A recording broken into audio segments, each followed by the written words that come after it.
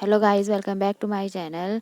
Episode की शुरुआत में हम देखते हैं कि टीचर स्टूडेंट से कुछ क्वेश्चंस करते हैं जिनमें चाचा हर बार एक्साइटेड होकर अपना हाथ उठा रही होती है। बट टीचर को तो पता होता है कि उसे किसी का भी आंसर नहीं आता होगा, तो वो उसे एक बार भी आंसर सॉल्व करने को नहीं कहते हैं।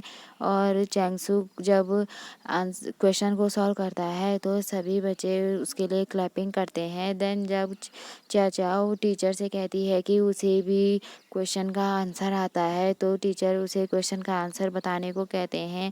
बट चाचा का यहाँ पर पोपट हो जाता है क्योंकि वो जो आंसर बताती है वो बिल्कुल गलत होता है, जिस वजह से उसका सभी के सामने मजाक बन जाता है। इसके बाद टीचर उन्हें अपने ऑफिस में आने को कहते हैं, जहाँ टीचर चैंगसू को चाचा को पढ़ाने को कहते हैं क्योंकि वो उसकी डेस्क मेट है और उसे कुछ भी नहीं आता है। जिस पर चाचा पहले तो मना करती है, बट लास्ट में उन्हें टीचर की बात माननी पड़ती है। और जब दोनों ही ऑफिस से बाहर आते हैं तो चाओ चैंगसू से कहती है कि क्या तुम सच में वैसा ही करोगे जैसे तुम्हें टीचर ने करने को कहा है। इस पर चैंगसू से कहता है कि टीचर ने क्या कहा, मैंने तो कुछ भी नहीं सुना है। इस पर चाचा उसे चिढ़ते हुए कहती है कि अगर तुम मुझे नहीं पढ़ाना चाहते हो तो मत पढ़ाओ, मुझे मेरा ऐसे मजाक क्यों उड़ा रहे हो। तो चैंगसू कहता है तुम एक बेवकूफ़ हो और मैं किसी बेवकूफ़ को भी नहीं पढ़ाऊँगा, और वहाँ से चला जाता है। तो चाचा भी पीछे से कहती है कि एक दिन तुम्हें ज़रूर रियलाइज़ होगा कि मैं डिफरेंट हूँ, और काफ़ी ज़्यादा गुस्सा कर रही होती है। देन चाचा क्लास में जब अपनी स्टडी कर रही होती है तो वो चैंगसू को सुनाते हुए कहती है कि मैं अब अपनी पढ़ाई कर रही हूँ, तो कोई भी मुझे डिस्टर्ब ना करे। तो चैंगसू भी उसकी तरफ पीठ करके बैठ जाता है। तो जब चाचा को एक क्वेश्चन नहीं आता है तो वो हेल्प भी किसी इंसान की लेती है, गो जाओ को, जिसे खुद कुछ नहीं आता। तो वो इसके बाद आंची के पास जाती है और उससे हेल्प लेती है, जिस पर वो उसकी हेल्प कर देती है। देन यहाँ जाओ जाओ बाहर बैठकर अपनी मनी काउंट कर रही होती है और मनी मन में ये सोचकर खुश हो रही होती है कि अगर इस एग्ज़ाम में मैं अच्छे मार्क्स लाऊंगी तो मेरे डैड मुझे रिवॉर्ड के तौर पर एक्स्ट्रा पॉकेट मनी ज़रूर देंगे। तभी वहाँ नानसेंग आता है और वो पूछता है कि तुम क्या कर रही हो। तो इस पर चाओ चाओ उसे बताती है कि नेक्स्ट मंथ मेरे आइडल की फ्रेंड मीटिंग है और मुझे उसके लिए 500 युआन चाहिए, बट अभी मेरे पास सेविंग मनी केवल 180 युआन है, मुझे 300 युआन और चाहिए। तो इस पर नानसेंग उसे अपनी मनी ऑफर करते हुए कहता है कि तुम मुझसे ले लो, मेरे पास एक्स्ट्रा पॉकेट मनी है। तो चाचा उसे मना करती हुई कहती है कि नहीं नहीं, ये मैं खुद देख लूँगी कि मैं एक्स्ट्रा पॉकेट मनी कहाँ से लाऊं। एंड उससे उसकी पॉकेट मनी नहीं लेती है और घर आकर फिर से पढ़ाई करने के लिए बैठ जाती है। और उसके पेरेंट्स भी उसे देख रहे होते हैं, तो वो खुद ये सोचकर खुश हो रहे होते हैं कि आखिरकार उनकी शाओ काफ़ी ज़्यादा सुधर गई है और वो अपनी पढ़ाई पर भी ध्यान देने लगी है। नेक्स्ट डे जब एग्ज़ाम होता है तो सभी पूरे मन से अपना एग्ज़ाम देते हैं। एंड एग्ज़ाम के बाद चाचा काफ़ी ज़्यादा खुश लग रही होती है क्योंकि उसका एग्ज़ाम काफ़ी अच्छा गया होता है। और जब एग्ज़ाम का रिज़ल्ट आता है तो चाचा काफ़ी सैड हो जाती है क्योंकि उसके मार्क्स काफ़ी कम आए होते हैं और चैंगसू ने फिर से क्लास में टॉप किया होता है, तो टीचर उसकी काफ़ी ज़्यादा तारीफ़ करते हैं। जब चाचा शाम को घर जाती है तो उसकी मॉम उससे पूछती है कि तुम्हारा एग्ज़ाम कैसा गया था। तो वो सैड होकर बताती है कि मेरा एग्ज़ाम इस बार भी अच्छा नहीं गया एंड काफ़ी काम मुझे इस बार भी काफ़ी कम मार्क्स मिले हैं। तो इस बार उसकी मॉम उसे कहती है कि हमने तुम्हें देखा था, तुमने काफ़ी ज़्यादा मेहनत की थी, कोई बात नहीं, अगली बार और मेहनत करना, तो अगली बार तुम्हारे अच्छे मार्क्स ज़रूर आएंगे। और उसे बताती है कि मैंने आज ही तुम्हारे लिए एक न्यू ट्यूटर हायर किया है जो कि एक यूनिवर्सिटी का टीचर है। और तो जब वो घर आकर देखती है तो वो टीचर कोई और नहीं बल्कि चैंगसू होता है। एंड चाचा काफ़ी ज़्यादा हैरान होती है कि चैंगसू ने उसकी मॉम से झूठ कहा है क्योंकि वो तो अभी केवल एक स्टूडेंट है। तो चैंगसू भी उसकी मॉम से ये सारी बातों को छुपाने के लिए जल्दी से चाचा को कमरे के अंदर ले जाते हैं और उसकी मॉम से कहता है कि मैं उसे अच्छे से पढ़ाऊंगा। देन कमरे में आकर चाचा उसे पूछती है कि तुम यहाँ क्या कर रहे हो। तो चैंगसू उसे बताता है कि मैं यहाँ तुम्हें ट्यूशन पढ़ाने आया हूँ। तो चाचा उसे कहती है कि मुझे तुमसे ट्यूशन नहीं पढ़ना, और फिर से आर्ग्यू करने लगती है। तो चैंगसू भी उसे कहता है कि मैं भी तुम्हें ट्यूशन नहीं पढ़ाना चाहता और मैं अभी तुम्हारे 300 युआन तुम्हारी मॉम को वापस कर दूंगा। तो जब वो पैसे का नाम सुनती है तो चाचा उसे रोक लेती है और सोचती है कि मेरे मॉम के पास इतनी मनी है एंड वो चैंगसू को ब्लैकमेल करने लगती है कि अगर उसने उसी के साथ मनी शेयर नहीं की तो वो बता देगी कि तुम कोई एजुकेटेड टीचर नहीं हो, बल्कि तुम अभी एक स्टूडेंट हो। तो इस पर चैंगसू को भी उसकी बात माननी पड़ती है एंड 50-50% में दोनों की डील हो जाती है। बट चाओ चाओ इतने में ही कहाँ मानने वाली थी। वो इसी बात का फायदा उठाकर उसे अपनी क्लास में भी ब्लैकमेल करती है और उससे अपने सारे काम करवाती है। ये देखकर नानसिंग और जहाओ काफी ज्यादा हैरान होते हैं। तो जब चाचा लाइब्रेरी में होती है तो जहाओ उसके पास आता है कि तुम आखिर नानसिंग को इतना कंट्रोल कैसे कर रही हो, मुझे भी बताओ। तो चाचा उसे कहती है कि क्या तुम आंची को भी ऐसे कंट्रोल करना चाहती हो। तो जहाओ आंसर करता है कि नहीं, मैं उसे कंट्रोल नहीं करना चाहता, मैं चाहता हूँ कि वो मुझे नोटिस करे। तो नानसेंग उसे टीच करते हुए कहता है कि अगर तुम चाहते हो कि वो तुम्हें नोटिस करे तो तुम्हें अपने ग्रेड्स में इम्प्रूव करना चाहिए। इसके बाद जब टीचर क्लास में इस बच्चों को मैथ पढ़ा रहे होते हैं तो वो सभी से एक क्वेश्चन करते हैं।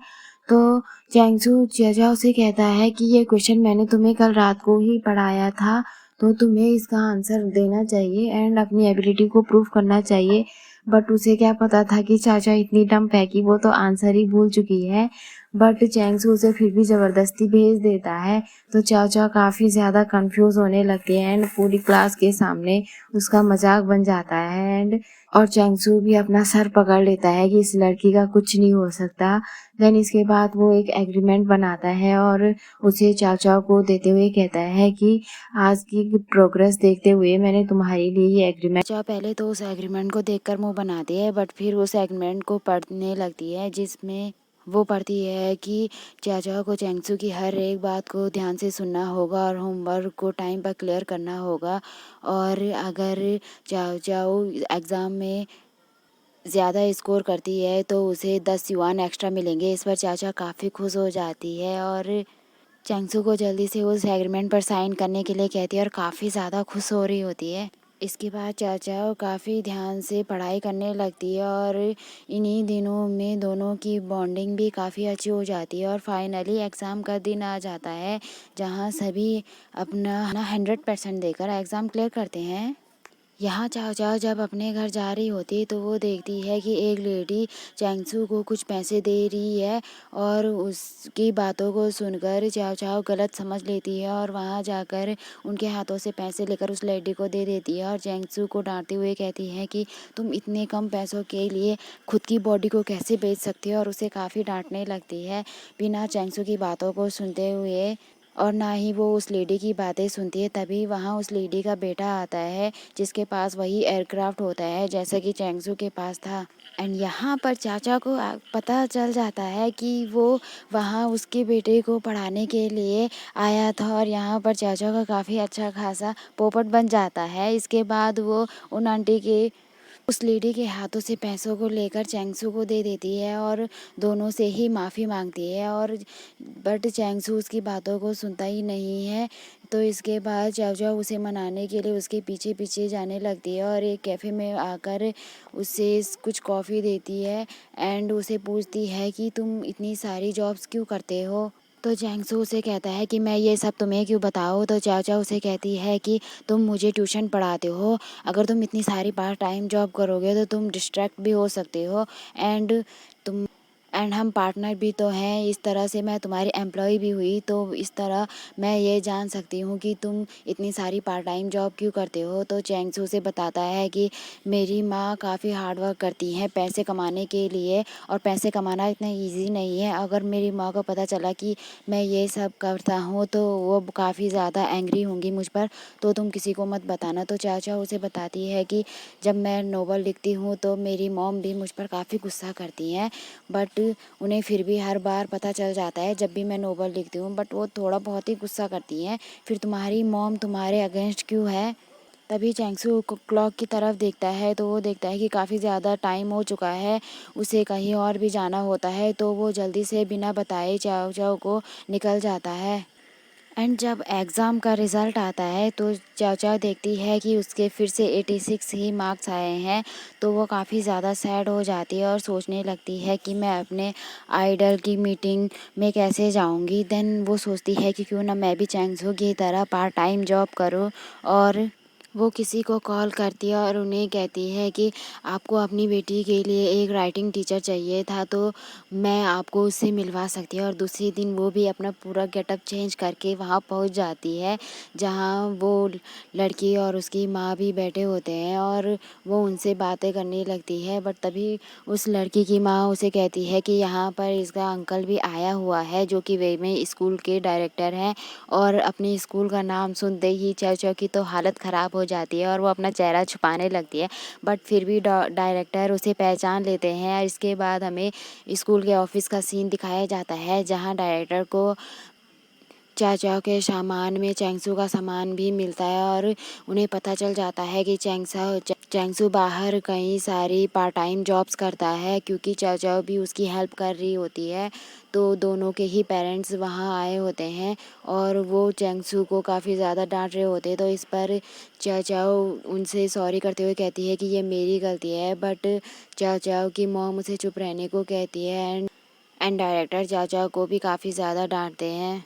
इसके बाद डायरेक्टर दोनों को ही ऑफिस से बाहर जाने को कहते हैं और दोनों की मदर से बात करने लगते हैं। बाहर आकर चाओ चाओ चैंगसू से काफ़ी ज़्यादा सॉरी करती है और उसे कहती है कि मुझे नहीं पता था कि मेरी वजह से तुम भी इन सब में इन्वॉल्व हो जाओगे। बट चैंगसू उससे बिल्कुल भी बात नहीं करता है और जाकर खड़ा हो जाता है। इस पर चाओ चाओ भी उसके बगल में चुपचाप खड़ी हो जाती है। देन चाओ चाओ जब अपनी मॉम के साथ वापस आ रही होती है, तो वो अपनी मॉम से कहती है कि अगर आप मुझ पे गुस्सा हो तो आप मुझ पर चिल्ला सकती हो। तो उसकी मॉम कहती है कि तुम अब इस बारे में ज़्यादा मत सोचो और अंदर चली जाते हैं। और यहाँ चैंगसू की मॉम चैंगसू पर काफ़ी ज़्यादा गुस्सा कर रही होती है और उसकी सारे एयरक्राफ्ट को तोड़ रही होती है और उसे कहती है कि मैंने क्या कुछ नहीं किया है, फिर तुमने ऐसा क्यों किया, तुमने क्यों इतनी सारी पार्ट टाइम जॉब्स की। और वो रोने लगती हैं। तो चैंगसू उन्हें शांत करा तो चैंगसू उन्हें शांत कराते हुए कुछ एनवलप देता है और कहता है कि मैंने ये पैसे अपने फ्यूचर के लिए सेव किए हैं, अपनी फैमिली के लिए। और कहता है कि मैं आगे से ये सारे एयरक्राफ्ट नहीं बनाऊंगा और सॉरी करता है। तो यहाँ दोनों ही माँ बेटों का पैचअप हो जाता है। एंड नेक्स्ट डे जब चैंगसू अपनी क्लास में आता है, तो वो काफ़ी ज़्यादा उदास होता है। इस पर जहा उसे टीज़ करते हुए कहता है कि तुम कहीं आज फिर से चाव चाव की वजह से तो क्लास में आने के लिए लेट तो नहीं हुए। तो टीचर भी उसे बात करते हुए सुन लेते हैं और वो उसे पनिश करते हुए उसे पीछे खड़ा होने के लिए कह देते हैं, जिस पर सारे ही स्टूडेंट उस पर हंसने लगते हैं। बट चाओ चाओ चैंगसू को देखकर बिल्कुल भी अच्छा फील नहीं कर रही होती। उसे काफ़ी बुरा लग रहा होता है कि उसकी वजह से चैंगसू इतना सैड है। एंड नेक्स्ट मॉर्निंग जब चैंगसू अपना ब्रेकफास्ट कर रहा होता है, तभी उसके पास उसकी मॉम आती है और उसे उसका एयरक्राफ्ट दिखाते हुए कहती है कि तुमने तो कहा था तुम फिर से ये सब नहीं करोगे, तो फिर ये क्या है। तो इस बार फाइनली चैंगसू उन्हें बता देता है कि मैं भी अपने डैड की तरह पायलट बनना चाहता हूँ। तो इस पर उसकी मॉम को काफ़ी ज़्यादा गुस्सा आ जाता है और वो उसे कहती है कि तुम्हारे साथ भी वही सब होगा जो कुछ तुम्हारे डैड के साथ हुआ था, और उसे अब से अपने इस ड्रीम से गिव अप करने को कहती है। तो इस पर चैंगसू मना कर देता है, तो वो उसे थप्पड़ मार देती है एंड यहीं पर हमारा एपिसोड एंड हो जाता है। सो गाइस, अगर आप लोगों को मेरी एक्सप्लेनेशन पसंद आ रही है तो please do like share subscribe. Thank you.